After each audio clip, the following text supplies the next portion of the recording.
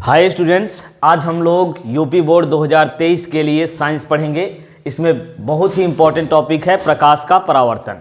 तो आइए देखते हैं प्रकाश का परावर्तन होता क्या है। इसको ये तो आप लोग अब तक पढ़ ही चुके होंगे कई बार। इसको कैसे लिखेंगे इसको देख लेते हैं।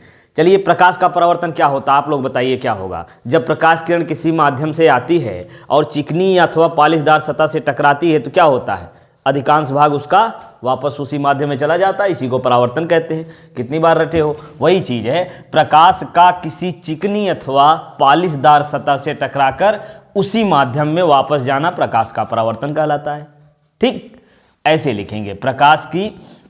प्रकाश का किसी चिकनी अथवा पॉलिशदार सतह से टकराकर उसी माध्यम में वापस जाना प्रकाश का परावर्तन कहलाता है। ठीक, इसके बाद ये चित्र बनाएंगे। इसमें क्या है, ये दर्पण है। ये क्या है, दर्पण है। दर्पण पर क्या किया गया है, पारे अथवा चांदी की कलई करके या कर दीजिए इसका लेप लगा करके, है ना, चांदी या पारे का लेप लगा करके उसके ऊपर क्या किया जाता है कि लोहे के लाल ऑक्साइड का लेप लगा दिया जाता है। जैसे आप लोगों ने देखा होगा वो दर्पण जो होता है जिसमें हम चेहरा देखते हैं, पीछे जो लगा होता है वो क्या होता है, पारे अथवा चांदी की कलई करके उस पर लोहे के लाल ऑक्साइड का लेप लगा दिया जाता है।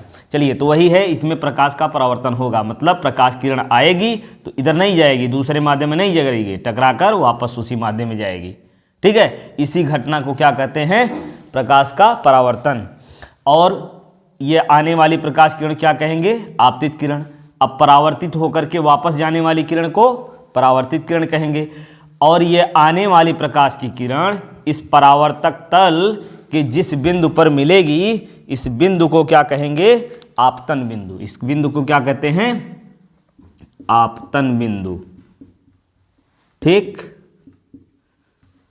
और आपतित किरण, आने वाली प्रकाश किरण आपतित किरण, आपतन बिंदु से टकराकर वापस उसी माध्यम में वापस जाने वाली प्रकाश किरण को परावर्तित किरण। आपतन बिंदु पर खींचे गए लंब को अभिलंब कहेंगे। ठीक है, अब ये देखिए, आपतित किरण और अभिलंब के बीच जो कोण बनता है उसको कहते हैं आपतन कोण। परावर्तित किरण और अभिलंब के बीच जो कोण बनता है ये होता है परावर्तन कोण। ठीक, चलिए ये हो गया। इसके बाद देखते हैं परावर्तन का नियम। परावर्तन का नियम इसमें लिखेंगे, परावर्तन के दो नियम हैं। क्या लिखेंगे, परावर्तन के दो नियम है। पहला नियम, आपतित किरण परावर्तित किरण एवं आपतन बिंदु पर खींचा गया लंब तीनों एक ही तल में होते हैं।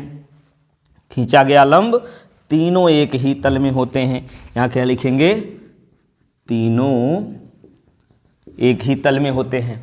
और दूसरा नियम, आपतन कोण परावर्तन कोण के बराबर होता है। बस हो गया। ये परावर्तन और परावर्तन के नियम बहुत ही इंपॉर्टेंट है, इसको पढ़ लीजिए अच्छे से।